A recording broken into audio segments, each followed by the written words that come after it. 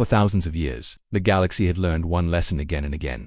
Every species had its strengths, its weaknesses, and its own place in the great web of life. Some species were gentle and peaceful, spending their lives farming or trading. Others were explorers, crossing the stars with curiosity and excitement. And then there were the more dangerous ones, predators with quick reflexes, armored creatures with natural weapons, or beings adapted to violent homeworlds. But every species agreed on one thing. Among all the known life in the galaxy, humans were different. They did not fit neatly into any category. They came from a world so harsh, so unpredictable, so full of deadly dangers that most aliens could not believe any intelligent being could evolve there. Earth, called a Deathworld in the Galactic Index, was a place where almost everything tried to kill you. The weather was violent. The animals were fast and hungry. The plants stung, poisoned, or strangled. Even the microorganisms could be fatal. To survive such a planet, humans had to become tough, adaptable, clever, and extremely dangerous when threatened. Other species quietly respected them, but they were also afraid. Stories spread about how determined humans were, how they kept fighting even when wounded, how they protected their own people with unbelievable loyalty and fury. Some stories were exaggerated, some were true, but all of them created a picture of a species you never wanted to provoke. Not because humans were cruel or aggressive, but because they were survivors, and survivors did not give up. So, throughout the galaxy, an unspoken rule formed: avoid calling the humans unless absolutely necessary. Do not upset them, do not threaten them, and above all, do not accidentally drag them into someone else's problems. Because if humans believed someone was in danger, especially innocent people, they reacted fast, hard, and without hesitation. Far away from all this fear and reputation lived a small species known as the Hellerith. They were gentle beings with soft, translucent skin and delicate limbs that looked almost like glass sculptures. Their homeworld was calm, filled with forests that glowed softly at night and sky rivers of shimmering mist. The Hellerith were peaceful artists, healers, and teachers. They built floating cities powered by sunlight and traded small crafted goods for supplies they could not produce. They were not warriors. They had no armies, and for most of their history, they never needed one. But the galaxy was not always kind. As trade lanes expanded, greedy groups appeared: pirates, raiders, and mercenaries who saw the Hellerith not as a culture to respect but as a target to exploit. The Hellerith were attacked again and again, and their pleas for help often went unanswered. Larger civilizations ignored them, calling their territory too remote or not strategically valuable. A few sympathetic neighbors tried to help, but none were strong enough to stop the growing threat.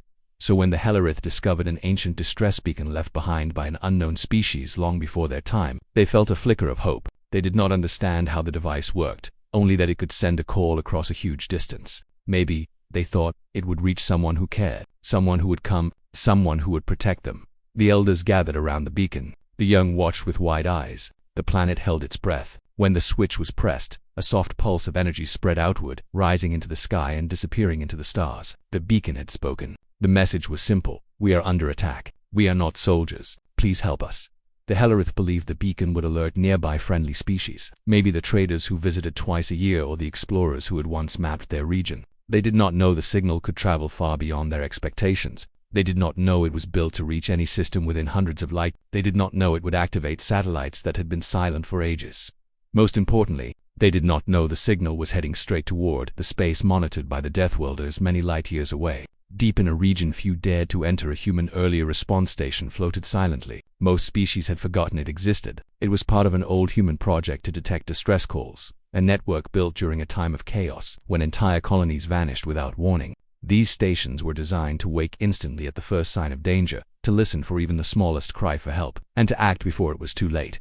For a long time, the station called Horizon 7 slept. Its automated systems hummed quietly in the background, waiting. The small crew rotated shifts, maintained equipment, and occasionally answered minor signals from distant human colonies. They never expected anything dramatic. They did not know a forgotten beacon was about to change everything. When the Hellerith signal reached the station's receiver, the entire command deck lit up. Sirens echoed through the corridors. Emergency lights flashed. Screens filled with lines of code and warnings. The first crew member to respond was a communications officer named Alara Jin. She stared at her console in disbelief. The beacon was old, the language unfamiliar, but the meaning was unmistakable. A species under attack, defenseless, terrified. As other crew members rushed in, the message repeated. Alara played it aloud, and the room fell silent. The voice was shaking. It sounded young. It sounded desperate. Commander Lyra Rourke arrived moments later. She was known for her sharp instincts and steady leadership. She studied the signal, narrowing her eyes as data scrolled across the screens. They detected energy signatures consistent with pirate weaponry. They detected structural damage on the Hellerith colony. They detected dozens of civilian life signs, clustered in shelters. Then the final line appeared on the main display. Hostile forces closing in. Time remaining. Critical humans had a strict rule encoded in their emergency response charter. It was simple. Any genuine SOS must be answered. No exceptions. This rule was old, created after the darkest moment in human history, when a colony had called for help and no one came in time. Humanity had sworn never to let that happen again, not to humans, and not to anyone else. Commander Rourke felt the weight of that promise as she listened to the trembling Hellerith voice. She knew what the pirates were capable of. She knew what a defenseless species would face once their shields fell. Nearby, her second-in-command hesitated. "We don't know who they are," he said quietly. "They might fear us. They might not understand if we intervene." Rourke shook her head. "Fear doesn't matter. Politics don't matter. Their message is clear. They're going to die if nobody helps them." The command deck grew tense. Deploying the fleet was not a small decision. Human warships were powerful, so powerful that many species considered them weapons of mass destruction even when idle. A full deployment would be noticed across entire sectors. It could cause panic or even diplomatic conflict. But the humans had made their promise long ago, and Rourke intended to honor it. She ordered the fleet to prepare for rapid deployment. Thrusters warmed. Weapon systems ran diagnostics. Medical teams assembled. Rescue crews loaded supplies. Pilots sprinted to their stations. Engines across the battle group roared to life. Humanity had once been feared for their ability to destroy, but the truth few species truly understood, was that humans were just as fierce when saving lives. Rourke recorded a message for the Hell, even though she did not know if they could receive it. "Hold on. Help is coming." Back on the Hellerith homeworld, the people waited for a response. Hours passed. The pirates grew closer. Fear spread through the colony like cold wind. Some elders wondered if the beacon had failed. Some children asked if anyone in the galaxy even cared about them. But the signal had been heard, not by nearby traders, not by weak allies, not by familiar faces. It had been heard by the Deathworlders, the species whose name carried equal parts respect and fear, the species known for impossible survival, unbreakable courage, and terrifying strength, the species that never ignored a cry for help. The Hellerith did not know who would come. They did not know what kind of beings had listened. They did not know what kind of power was moving toward them at incredible speed, tearing through space with engines that burned brighter than stars. But the galaxy knew, and soon, the Hellerith would understand why the universe whispered stories about humans, stories about their loyalty, stories about their rage when innocents were harmed, stories about how, once a Deathworlder committed to protecting someone, nothing, not pirates, not danger, not fear, stopped them. The Hellerith SOS had been sent into the void without direction or hope, but it had reached the one species that would never hesitate, the one species that would come, the Deathworlders. The Hellerith colony was quiet the morning after the distress beacon was sent, but it was not the calm of peace. It was the fragile quiet of fear. Families gathered in their small, shimmering homes, unsure whether anyone had heard their call. The sky above their world looked just as it always did, soft blue with drifting silver clouds. But the colony's people felt a heavy weight in their chests. Every hour that passed made them wonder if they were alone. Many of them had never seen violence before, not even a simple fistfight. And now they were waiting for pirates who had already attacked them twice. The memory of those attacks still haunted them. Buildings burned, peaceful streets torn apart, and loved ones taken as hostages or slaves. In the central hall of the colony, the elders met again. They stared at the ancient beacon as it flickered weakly on its pedestal. Some elders believed the signal had traveled somewhere, but others feared it had simply vanished into the endless dark of space. The youngest elder, a soft-spoken Hellerith named Laren, tried to reassure the others. He reminded them that the beacon was built by a civilization far more advanced than theirs. Its range was enormous, and its purpose was clear: send help across vast distances. But reassurance was difficult when time was running out. The pirates had said they would return soon, and every Hellerith knew they meant it.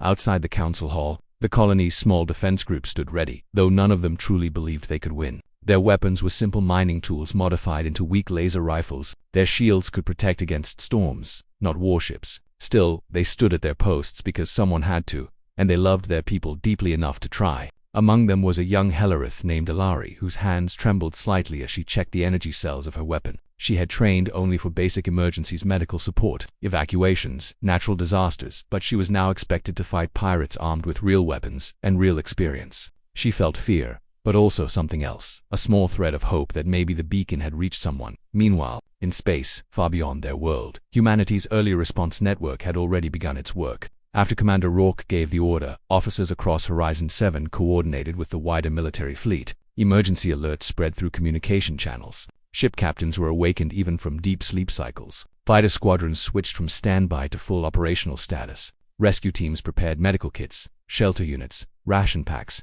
water purifiers, and portable shield generators. Everything was prepped with precision and discipline, because humans understood one truth better than anyone. When a call for help came, seconds mattered.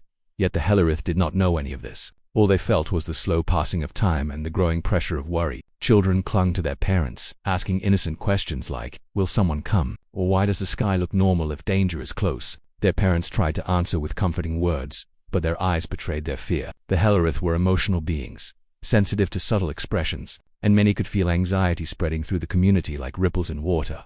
On the outskirts of the colony, a small group of farmers worked quietly to store the last of their crops. They knew the pirates would take everything when they returned. These farmers had lived simple lives, growing glowing mosses and soft fruit vines along floating terraces. Now they handled their tools with shaking hands, unsure if they would ever see their fields again. One farmer, an elderly Hellerith named Senni, paused to look up at the sky. She whispered to herself, "Please, anyone, hear us." Her voice was gentle, but full of pain. Back in human space, Commander Rourke reviewed the incoming data from the distress call. The analysis was clear. The Hellerith colony had no military, no allies close enough to reach them in time, and no means of escape. The pirates would destroy them if left unchecked.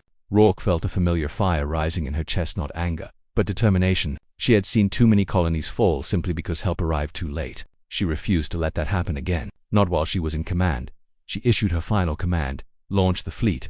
Across dozens of human ships, engines ignited with a deep, thunderous vibration. These engines were built to cut across space faster than most civilizations believed possible. Within minutes, the Deathworlder fleet was moving, massive silhouettes gliding through the void, armed with weapons capable of defending entire star systems. But these weapons were not pointed at the Hellerith. They were pointed at the threat heading toward them. Humanity was coming, but the Hellerith still had no idea. As the day turned to evening on the Hellerith homeworld, strange readings appeared on the colony's old scanning tower. A technician named Farah, responsible for monitoring space traffic, noticed faint energy spikes in the distance. She frowned, adjusting the controls. The spikes repeated. Something was moving, but not the pirates. The pirate ships had a distinct, harsh signature from their unstable engines. This was different. Steady, strong, far more powerful. Farah called the elders immediately. When they arrived, she displayed the readings on the main screen. The patterns were unlike anything in their databases. Some elders felt hope, others felt fear. If these were not pirates, who were they? Another threat, another stranger who might hurt them. Laren placed a hand on the console and whispered, "If someone answered our call, may they be kind." Night deepened, and the colony lights flickered on. Some families tried to sleep, though nightmares kept many awake. Others gathered in shared halls singing old songs meant to bring courage. Hellerith music was soft and glowing, light waves traveling through the air like shifting colors. The songs gave comfort, even if their hearts still shook. Then, just before dawn, the sky changed. The first pirate scouting ship arrived early, slipping from orbit to check the colony's defenses. It hovered like a dark insect in the sky. The Hellerith saw it and froze. Fear washed across the entire colony. The pirates were coming. They had returned sooner than expected. The defense volunteers raised their weak weapons. Parents pulled children indoors. Alari took her position, trying to steady her breath. She knew they couldn't win, but she would not step back. Up in the pirate ship, the scout pilot smirked. He sent a transmission to his captain. "The insects are ready to surrender again." He laughed. But then something strange happened. The scout ship's sensors detected a distant anomaly, massive, fast, and heading straight toward the system. The pilot frowned. He checked his screens again. The readings grew stronger. He tried to contact his captain, but before he could speak, the entire ship lost connection. For a moment he thought it was a malfunction, until he looked out the window. The stars behind the ship flickered. Something enormous rippled through space. Back on the Hellerith world, Faro's scanner suddenly overloaded with readings. Bright alarms flashed across her screen. She shouted for the elders. They rushed in, expecting the worst, but when they looked, their eyes widened not with fear but disbelief. Something huge was approaching their system. Not one ship, not two, dozens, maybe more. Their engines burned like blue stars. Their signatures were overwhelming. Nothing like the pirates. Every Hellerith near a window or skyview panel felt their hearts stop. They didn't know if these newcomers were friends or monsters, but there was one thing none of them could deny. Someone had heard their call, someone incredibly powerful, someone who traveled with a speed and force the Hellerith had never imagined. Laren whispered, This is not a normal fleet." Alari, still holding her weapon, looked up at the sky and said, "Whoever they are not the pirates." The Hellerith colony waited in silence, breath held, hearts pounding. And far beyond their atmosphere, the Deathworlder fleet emerged from FTL, appearing like giants stepping out of a storm. The Hellerith did not yet know the name of the species coming toward them. They did not know what humans looked like, how they spoke, or why they fought so fiercely for strangers, but they were about to learn, and the pirates were about to face a force they had never imagined. The early situation was ending. The arrival was beginning.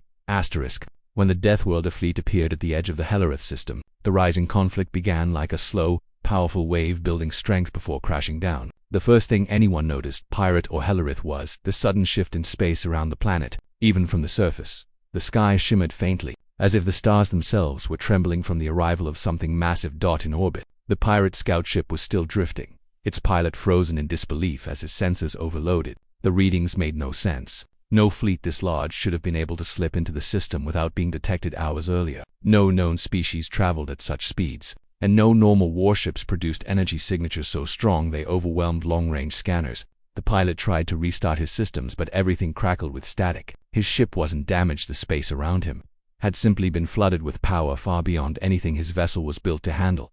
Suddenly, the view outside his window darkened. A shape moved across the stars, not an asteroid, not a small ship, but the outline of something enormous. It was one of the Deathworlder carriers, its metal surface glowing faintly with protective fields as it positioned itself between the pirate vessel and the Hellerith planet. The pilot's mouth went dry. He had heard rumors about these carrier stories whispered by raiders who claimed to have seen humans before disappearing mysteriously, but he had never believed them. Now he wished he had. The carrier did not fire. It didn't even lock weapons on him. It simply hovered, blocking his path like a mountain. The message was clear even before it arrived through a burst of clean, sharp audio. Identify yourself. You are entering a protected rescue zone. The pirate pilot panicked. He jammed his thrusters trying to retreat, but his engines barely responded. The carrier had already disabled them remotely. He sputtered into his communicator, calling for backup. His captain responded seconds later, confused and irritated, until he saw the incoming data from the scout ship. Then his irritation turned to fear. The captain had been raiding small colonies for decades, but he had never seen a fleet like the one now filling his screens. Meanwhile, on the Hellerith planet, the people stared upward in confusion and awe. They could feel something happening beyond their sky and intensity in the air, like a storm building in space. Farah, monitoring the scanning tower, tried to make sense of the readings flooding her consoles. The signals were so strong she had to adjust every setting to avoid the equipment overheating. Laren and the elders watched silently beside her. When the data stabilized, she displayed it on the main screen. The Hellerith gasped. The ships were unlike anything in their archive, sleek, angular, and powerful. Their shapes were unfamiliar, but their movements were controlled and protective. A few ships formed a defensive ring around the planet, while others advanced toward the pirate fleet approaching from deep space. That Hellerith had expected maybe one ship, or maybe two, if anyone answered their plea. They had not expected a fleet that looked large enough to protect an entire sector, and they certainly had not expected it to arrive so quickly. Alari, still holding her weak weapon near the colony's edge, looked up with wide eyes. She whispered to a fellow guard, "Are these the ones who heard us?" The other guard didn't answer. He was too busy watching the strange lights in the sky in deep space. The pirate fleet was on high alert now. Their captain barked orders, demanding all ships prepare for combat. He did not know who the newcomers were, but he assumed they were another rival group, or perhaps military forces from some distant trade empire. He told himself that no matter who these strangers were, they couldn't be that strong. Pirates, after all, survived by believing they could take on anyone if they were aggressive enough. But when the Deathworlder fleet advanced, the pirates realized they had made a terrible mistake. The humans did not fire a warning shot. They did not threaten. They simply sent a clear message across all channels. Stand down. Civilians are under our protection. This is your only warning. The pirate captain laughed bitterly when he saw the message. They think they can scare us with words. He scoffed. He ordered his ships to form an attack formation. But deep inside, fear was starting to dig its claws into him. His instincts, the instincts that had kept him alive for years, were screaming that something was very wrong back on Horizon 7's flagship. Commander Rourke watched the enemy ships gather. Her face remained calm, but her eyes were sharp. She had no interest in unnecessary bloodshed. Humans fought only when forced to. But these pirates had attacked civilians, and they were ready to do it again. She issued her next command: move defensive patrols into position. Fighters ready. Rescue teams prepare atmospheric entry. Hold fire unless the pirates engage. Her officers responded with disciplined efficiency. The humans were prepared for the worst. They always were. As the two sides drew closer in space, the tension rose. The pirate captain tried to scan the Deathworlder ships, but the readings were confusing and inconsistent, as if the ships were wrapped in layers of technology he had never encountered before. The pirates loaded their weapons. The Deathworlders powered theirs but did not aim them directly. The Hellerith below felt the rising danger like a vibration in the air. Then the pirates made the first move. One of their smaller gunships fired a test shot, just a quick burst of plasma, likely to gauge the humans' reaction. The shot didn't even reach the Deathworlder line. A thin blue shield flickered for an instant and absorbed the blast effortlessly. For a few seconds, everything was silent. Then Commander Rourke gave her next order, her voice steady: disable the weapon systems. Minimum force. Human ships moved with precision. A single pulse beam shot out not to destroy, but to neutralize. It struck the pirate gunship, shutting down its weapons, its engines, and even some of its lights. The ship drifted helplessly. The pirates stared at their screens in shock. Most weapons were designed to damage or destroy. Very few were designed with such accuracy that they could disable entire systems without harming the crew. The pirates fired again, this time with more force. They launched missiles, plasma bursts, and laser volleys. The Deathworlder fleet responded instantly. Shields flared. Defensive drones deployed. Interceptor beams cut through the missiles like threads of smoke. Nothing reached the human ships. The rising conflict surged as a full battle neared. But the humans did not counterattack lethally. They continued disabling the pirate vessels one by one, their ships darting across space with impossible agility. For every shot the pirates fired, the humans blocked, dodged, or shut down their systems. Confusion spread through the pirate fleet. They tried retreating, but their escape routes were already blocked. They tried outmaneuvering the human ships, but they couldn't even track them properly.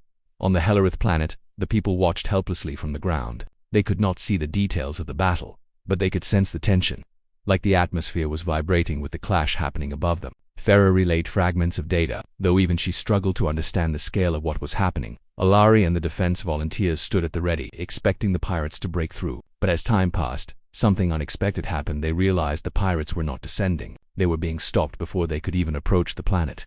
Laren felt tears forming in his eyes. Someone really came, he whispered. But the conflict was far from over. The pirate captain, cornered and desperate, made a reckless decision. He ordered his flagship to charge directly toward the Deathworlder carrier on insane move, meant to either break their line or die trying. His crew protested, but he ignored them. Pride, fear, and anger tangled in his mind. He refused to surrender to unknown strangers. He refused to lose to a species he didn't even recognize. As the pirate flagship accelerated, alarms echoed across the human command deck. Commander Rourke watched the ship grow closer on the holodisplay. It was large, heavily armed, and moving fast. If it collided with one of the human carriers, even their shields might not hold. Rourke knew she had to act quickly. Intercept, she ordered. Human fighters launched instantly, streaking across the void like bright arrows. They flew in formation, weaving through the incoming fire. Their goal was not to destroy, they aimed for the engines. Shots hit with astonishing precision. One engine failed, then another. The flagship began to lose control, drifting off course, but still moving fast. Rourke clenched her jaw. We need a tractor lock. The carrier activated its gravitational anchors. Invisible force fields reached out, gripping the pirate ship and slowing it. The bridge shook from the strain. The pirate ship's hull groaned. For a moment it seemed like both ships might break apart from the pressure, but the Deathworlders didn't let go. Slowly, steadily, they forced the pirate flagship to a halt. The pirates on the bridge stared in shock. The captain slumped into his chair, defeated. He had never fought anyone like this. No one had. Across the Hellerith colony, the people felt the shift. The tension in the air loosened. Farah's scanners showed the pirate fleet immobilized. Alari lowered her weapon, her hands trembling with disbelief. Someone had come. Someone had stopped the threat. But the rising conflict wasn't just about ships and battles. It was also about what the Hellerith felt inside: the fear, the hope, the confusion, and the growing realization that the universe was much larger and much stranger than they had ever imagined. Above them, the Deathworlders held the line. Below them, the Hellerith waited for the next moment that would change their lives forever. The rising conflict was ending. The moment of truth was coming. Commander Rourke stood on the bridge of the Vanguard, feeling the deep hum of the engines vibrating through the metal floor. Outside the massive view window, stars stretched into long thin lines as the fleet dropped out of hyperspace. A faint blue shimmer pulsed across the ships as their shields stabilized, and then silence settled, a heavy, tense kind of silence that came right before something terrible revealed itself. Everyone on the bridge felt it. No one said a word. They didn't need to. The distress signal from the Zelethi colony had been desperate, chaotic, and filled with background screams. But hearing scrambling voices over a transmission was one thing. Seeing the truth with their own eyes was something else entirely. The moment the Vanguard's senses cleared, the scale of the disaster became painfully clear. Where a peaceful colony once stood, there was now only smoke, broken structures, and drifting debris. Fires burned without air, flames flickering strangely as they clung to crumbling metal. Escape pods floated open and empty. Ships that once belonged to the Zelethi hung in space at odd angles, cut cleanly in half or pierced by something sharp and alien. A slow gasp went across the bridge. Lieutenant Adira covered her mouth. God, Commander, are we too late? Rourke didn't answer immediately. He felt the weight of the moment pressing down on him. Like gravity had thickened. They had raced across 5 sectors to reach this place, pushing engines harder than ever recommended. But even then, they were staring at the remains of a massacre. Something had done this, something fast, violent, and merciless. Rourke's voice came out steady, but inside he felt a sharp twist in his chest. Scan for survivors, anyone, even a single life sign. The crew worked quickly. Screens lit up, sensor lines danced, algorithms swept through the debris, ignoring interference, searching for any sign of heat, heartbeat, movement, anything alive. Seconds passed, then a minute, then 2, nothing. Some of the younger officers lowered their eyes. A few clenched their fists. One muttered a curse under his breath. The Zealoty was small, peaceful, and almost defenseless. They were healers, botanists, artists. They were never meant to face a threat like this. Rourke forced himself to stay calm. Expand the search range. There might be underground shelters. Adira swallowed as she typed. Commander, they didn't build underground shelters. Rourke closed his eyes for half a second. He knew. Everyone knew. But no one wanted to accept it. Then a sharp beep cut through the bridge. A small green dot flashed on the screen. Adira's eyes widened, picking up a faint signal. It's weak, really weak, but it's alive. Everyone straightened immediately. Rourke took a step forward. Location. It's inside the wreckage of what looks like their central habitat dome, she said. Buried under metal and stone. The life sign is fading. Rourke didn't hesitate. Prep a marine rescue squad. I'm going down. The bridge crew froze. Sir, Adira asked, stunned. With respect to the commander of the entire fleet, a hostile force could return. You can't. I'm not leaving someone to die when I'm close enough to reach them, Rourke said, voice firm. Prep the shuttle. There was no arguing with that tone. Minutes later, Rourke and a team of heavily armored Deathworlder Marines descended to the shattered colony surface. The ground was uneven, scorched, and littered with fragments of homes and equipment. The once green Zealoty gardens were now nothing but black ash. Thick smoke drifted slowly through the air, making every breath taste like metal. The Marines moved with disciplined silence, their boots crunching against broken stone. Rourke led them toward the collapsed dome, using his handheld scanner to track the faint life sign. Inside the remains of the habitat dome, the destruction was even worse. Walls were torn apart, furniture crushed, and beams twisted into unnatural shapes. But beneath all that, under a thick pile of debris, the scanner showed a single, flickering heartbeat. Rourke knelt, gripping a metal beam that was twice his size. He braced himself and forced it upward, muscles straining, armor servos whining. The Marines helped, lifting piece after piece until they reached a small pocket of space beneath the rubble. There, curled up and trembling, was a young Zealoty child, barely alive, barely conscious. Their pale blue skin was covered in dust. Their breathing was shallow. Their eyes fluttered open for only a second, but in that second, the fear in them was unmistakable. Rourke's heart clenched. Something terrible had done this. Something that terrified even the gentle Zealoty. He switched to a soft tone, kneeling down. Hey, you're safe now. We're here to help you. The child blinked weakly but didn't understand the words. Instead, they reached out with a shaking hand and touched Rourke's armored glove. It was such a small, fragile gesture in a place filled with so much destruction. Rourke gently picked them up, holding them against his chest where his suit's heating panels could keep them warm. Let's get them to the shuttle. Stay alert. Whatever did this might still be near. But the moment they stepped out of the dome, the ground trembled beneath their feet. Not from an earthquake, from movement, massive movement. One of the Marines looked sharply toward the horizon. Commander, sensors are picking up heat signatures, multiple, and they're moving fast. Rourke adjusted the child in his arms. Numbers, 12, 20, no 30, at least 30, and they're big.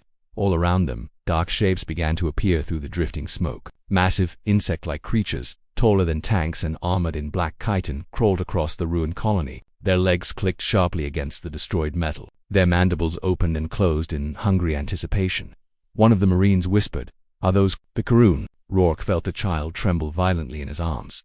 The Karun were infamous, a hive species, brutal, unstoppable in numbers. They stripped entire planets to bare rock. And now 30 of them were closing in. Rourke issued one command. Sharp and clear, form a wall. We're getting to the shuttle. The Marines moved instantly, falling into formation, weapons raised. Their suits glowed faintly as their shields powered up. They were elite Deathworlder soldiers, stronger, faster, and deadlier than almost any species in the galaxy. But even they knew this fight wasn't going to be easy. The Karun screeched in unison, a terrible sound that vibrated through the air and rattled the broken metal around them. Then they charged. The Marines opened fire. Blue energy bolts sliced through the air, hitting the creatures with explosive flashes. Some Karun fell, their bodies smoking, but others kept coming, relentless, unafraid, hungry. Rourke didn't fire. His job was the child. His team was his weapon. Fall back, he shouted. The Marines stepped backward, maintaining formation, covering each other with precise bursts of fire. But the Karun were fast, too fast. One leaped forward, landing only a few meters away. Mandibles snapping, Rourke twisted, kicking the creature in the head with the full force of his armor. The crunch echoed across the ruins as the creature collapsed sideways, twitching. Another Marine yelled, "Commander!" More incoming from the northeast. The ground shook again. Even more dark shapes rose from behind a collapsed structure. They weren't just 30, they were dozens, maybe hundreds. Rourke's heartbeat pounded in his ears. The shuttle was close, just a few hundred meters, but at this rate, the swarm would overwhelm them long before they reached it. He pressed a button on his wrist. "Fleet Command, this is Rourke. We've got hostiles. Karun swarm, send air support immediately." Static crackled. Then Adira's voice came through, strained. "Commander, we're detecting multiple enemy signatures circling the colony. They're jamming our drones. We can't get close." Rourke cursed under his breath. The Marines fired again. Another Karun fell, then another. But for every one they killed, two more appeared, and the child in his arms grew weaker.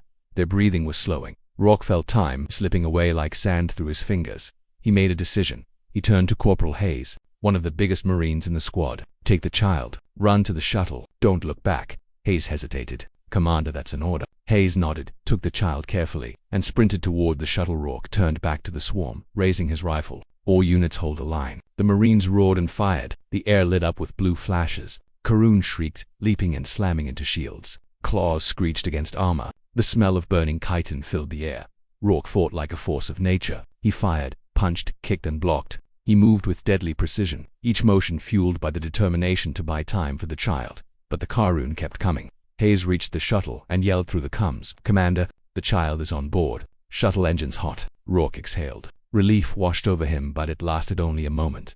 Because at that exact second, something enormous rose from behind the burning ruins, a Karun Titan. 10 meters tall, armored like a fortress.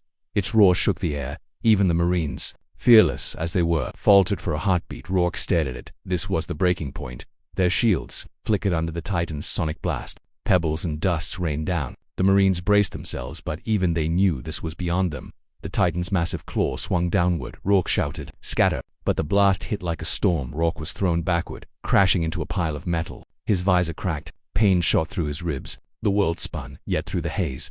He saw the shuttle lifting, or finally escaping. He smiled through the pain.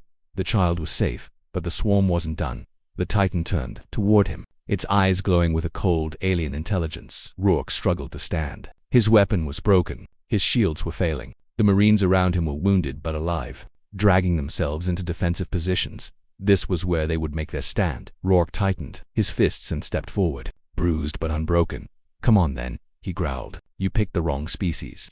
The Titan roared, preparing to charge, and above them, the sky suddenly exploded with light. The Deathworlder fleet had arrived. Asterisk. The sky above the ruined Zelethi colony lit up so suddenly that even the massive Karun Titan paused mid. The smoke-choked clouds flashed white, then blue, then a deep red as something enormous broke through the atmosphere. At first it was only a glowing shape, blurred by speed and distance. But when the sound hit the deep, shaking thunder of a battleship descending at full power, everyone knew what it meant. The Deathworlder fleet wasn't just near.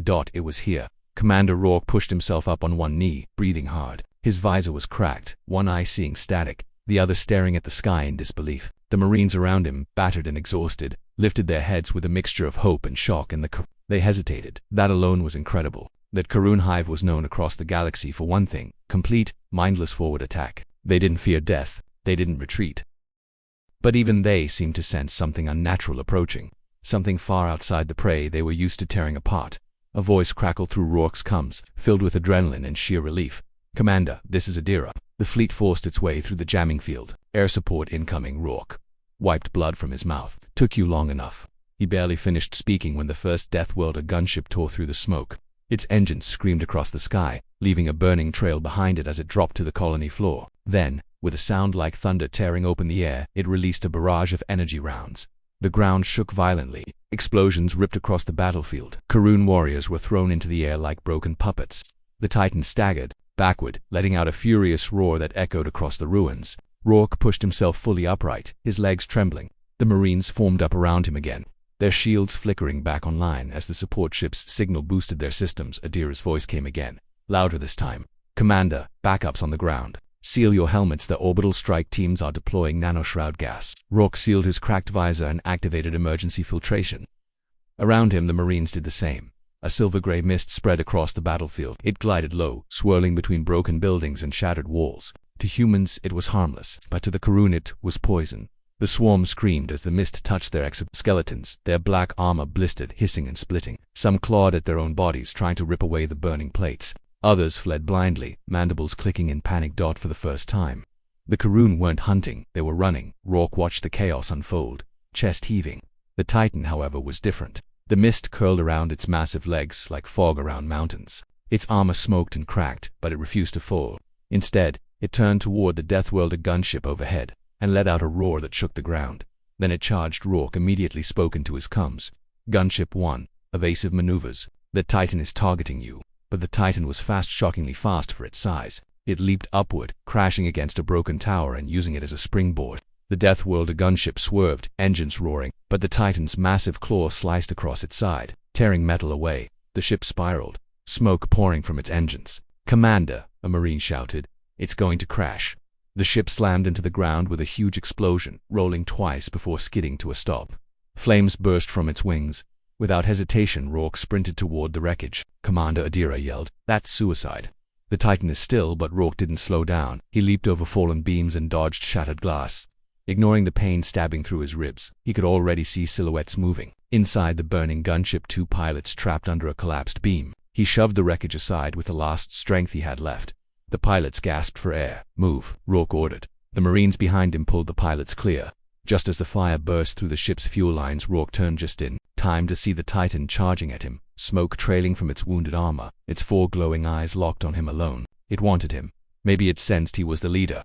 Maybe it wanted revenge for the swarm. Maybe it was just instinct, but it was coming for him with a fury that shook the ground. Rourke braced himself. He raised his broken rifle like a staff, ready to make one final stand. But before the Titan could reach him, the air above him split open with a crack like lightning. A massive shadow fell over the battlefield. The Aegis, the Deathworlder flagship, descended from orbit. Its enormous cannons glowed as they charged. Adira's voice shouted through his comms, "Commander, get down." Rourke dove behind a chunk of broken wall as the Aegis fired. The blast wasn't a shot. It was a miniature star. A beam of white-blue energy tore downward, hitting the Titan square in the chest. The explosion was so bright it burned across Rourke's eyes, even through his visor. The shockwave blasted outward, flattening broken buildings and sending dust swirling high into the sky. When the light faded, the Titan was gone. Only a deep crater remained. Rourke slowly stood, coughing, wiping dust from his visor. The Marines around him cheered weakly, some raising their fists, others collapsing with relief. The Karun swarm was broken. The hive minds controlling them had been shattered. The creatures that remained scattered aimlessly before collapsing. Adira's voice, trembling now, spoke again. "Commander, hostile signatures are almost gone." "You did it." Rourke shook his head. "We didn't do anything alone. The fleet did it." He turned to the ruins behind him. Smoke drifted across the broken buildings. Wounded Marines helped each other stand. Fires flickered in the distance like dying stars. The colony lay silent, except for one small sound, a soft cry. Rourke turned sharply. Haze emerged from the shuttle nearby, carrying the Zealothi child wrapped in a survival blanket. The small creature's pale blue skin glowed faintly. They were awake now, weak, exhausted, but alive. The child reached out a tiny hand toward Rourke. Rourke felt something inside him loosen, something heavy that had weighed him down since they first stepped foot on the destroyed colony. He walked over and gently placed a hand on the child's head. "You're safe now," he murmured. The child blinked, then made a small sound, something like gratitude. Around them, the Deathworlder fleet landed in waves. Medical teams rushed out. Marines carried the wounded. Engineers surveyed the ruins, but every one of them kept glancing at the child. They all knew what saving a single life meant. In a galaxy filled with war and fear, the Deathworlders had arrived not as destroyers but as protectors. A few minutes later, Adira appeared on a hoverpod, jumping off and running straight toward Rourke. She stopped only when she saw the child in Haze's arms. Her breath caught. "Oh my God, Commander, we actually saved someone." Rourke nodded quietly. "One survivor, one is enough." Adira wiped her face, trying to hide the tears in her eyes. "The Council won't believe this." Rourke gave a tired smile. "They'll believe it when they see the recordings." Behind him, the Marines laughed softly. Even in pain, even in exhaustion, they felt something powerful and unspoken pass through them: relief, pride, humanity. But the victory wasn't just emotional. The Karun had attacked a helpless species. The Deathworlders had answered an SOS not meant for them. And now the whole galaxy would know one thing with absolute certainty. If someone called for help, even by accident, the Deathworlders would come. Rourke looked at the sky, where smoke clouds drifted apart to reveal stars. His armor was cracked, his body bruised, his lungs burning from dust, but he felt strangely calm. The battle was over, the survivor was safe, the fleet was victorious, and the universe had just witnessed the Deathworlder's true nature. Not monsters, not conquerors, but warriors who would risk everything for a life that wasn't even their own species. Rourke exhaled slowly, letting the weight of everything settle. Then he whispered the words only he could hear, carried away by the wind. "We're not the wrong species. We were the right one." Commander Rourke stood on the edge of the ruined Zealoty colony as the sun began to rise, a soft, pale light spreading across shattered buildings, burned soil, and the broken remains of what had once been a quiet, peaceful world. The battle was over. The smoke was thinning. The Karun swarm was gone. But the silence that followed felt heavier than the fight itself. The Marines were moving slowly, helping the wounded, gathering equipment and keeping watch. Some of them sat on pieces of rubble, staring at nothing, trying to process everything they had just survived. Others whispered to each other in low voices, almost afraid of disturbing the fragile calm settling over the colony. And in the middle of all this, the Zealoty child slept gently inside a warm medical cocoon, surrounded by 3 human medics who watched over them like guardians. Every few minutes, one of the medics would check the child's vitals, adjusting blankets or scanning their small, delicate chest. For the first time since the distress signal came, no one was yelling, no alarms were blaring, and no enemies were lurking in the shadows. There was only quiet, deep aching quiet. Commander Rourke took a long breath, trying to let the clean morning air replace the metallic taste of battle. His armor was cracked, covered in soot and dust. His ribs hurt with every breath. His shoulder felt like it might be dislocated, but none of that mattered. The child lived. One survivor, one life, and to Rourke, that meant everything. He walked toward the medical team. As he approached, the medics looked up and nodded respectfully. He nodded back, then knelt beside the cocoon. The child's face was peaceful now, free of fear for the first time since they had found them. A soft warmth spread through Rourke's chest. He didn't know much about Zealoty children. He didn't know how long it would take them to heal, or how deep their trauma would be. But he knew one thing, they would not face it alone. Adira arrived a moment later, limping slightly but smiling when she saw the child. She sat next to Rourke, her voice quiet. "They're going to make it," she said. Rourke nodded. "Good." Adira inhaled deeply. The galaxy isn't going to understand this. Humans showing up here like this, risking everything, fighting a hive swarm, saving one life. Most species don't do that. Rourke didn't answer right away. Instead, he watched the child's small chest rise and fall. Adira continued softly. "When the Galactic Council sees the recordings, they're going to ask why we came, why we threw a whole fleet into danger, why we didn't think twice." Rourke finally spoke. "Because someone asked for help." Adira smiled, shaking her head. "That's why I like humans." Rourke didn't smile back, but his eyes softened. The next hours moved slowly, filled with repair teams, medical scans, and quiet reflections. The Marines, still covered in dust and injured in small ways, worked without complaint. They didn't celebrate, didn't cheer, didn't take victory pictures. They simply helped. They cleared rubble with their bare hands. They lifted fallen beams and searched for more survivors, even though they knew none would be found. They collected the remains of Zealoty families, placing them gently in recovery pods for burial rites. Even when their own bodies ached, they moved with care and respect. It changed something in the air. Even the medics who had seen countless worlds, countless wars felt a difference for a long time. The galaxy had looked at humans with fear. Deathworlders, dangerous, unpredictable, too strong, too bold, too ready to fight. But today, their strength had been used for something else. Not domination, protection later.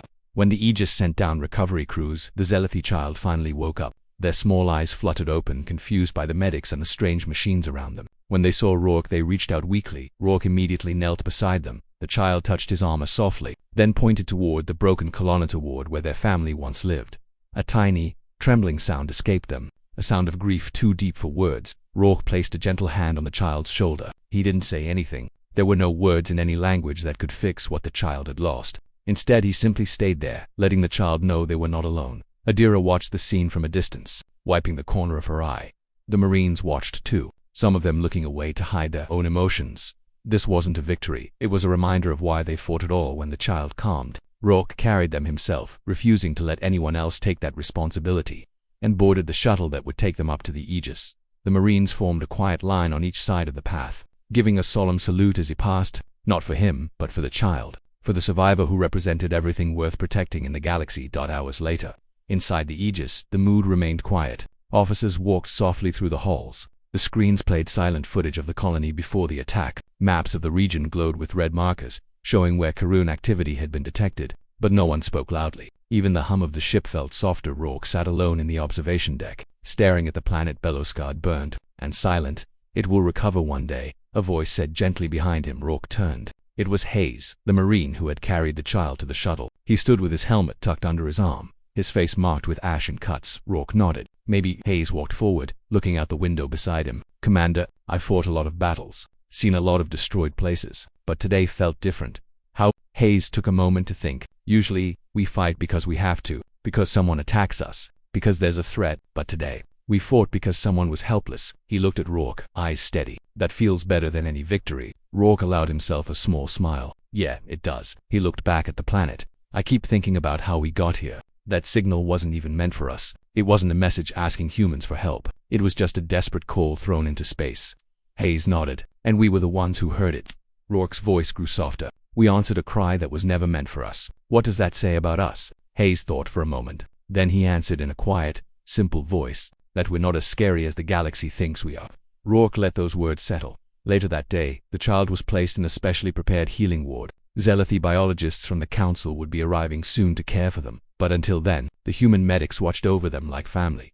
The child clung to Rourke's finger before falling. Asleep again, Rourke stood there for a long time, watching the gentle rise and fall of their breathing. He remembered the ruins. He remembered the screams on the comms. He remembered the Titan's roar. He remembered thinking they were too late, and yet here this child was alive. Safe, one life saved, one spark of hope. Back on the bridge, reports came in. Word was spreading fast. Other species were sending messages, some of disbelief, some of confusion, some of admiration. Even the Galactic Council was preparing an emergency. At a session they wanted to understand what humans had done, why they had done it, and how far they were willing to go for someone who wasn't one of their own. Adira turned in her chair, looking at Rourke as he stepped onto the bridge. Commander, you should hear this. She pressed a button. A transmission played. It was from a Zealothy elder on another world. Their voice trembled with emotion. To the humans who came when no one else could, we owe you a debt that cannot be measured. You faced the darkness for us. You protected what little remained. You answered a call not meant for you, but you answered it anyway. To us, you are now and forever the guardians between stars. The bridge went silent. Rourke stood still. He didn't know what to say. He wasn't a man who chased glory or praise. He had seen too many battles, lost too many comrades. But hearing those words, hearing gratitude from a species humans barely knew, it struck something deep inside him. Maybe it struck every human on the bridge. Maybe it would strike every human in the fleet. And maybe, Rourke thought, this was how peace began, not through treaties or negotiations, but through moments like this. Moments where one species saved another simply because they could. The Aegis drifted slowly above the wounded planet, as the fleet began its preparations to move the survivor to safety, to alert the Council, and to continue the search for Karun threats elsewhere.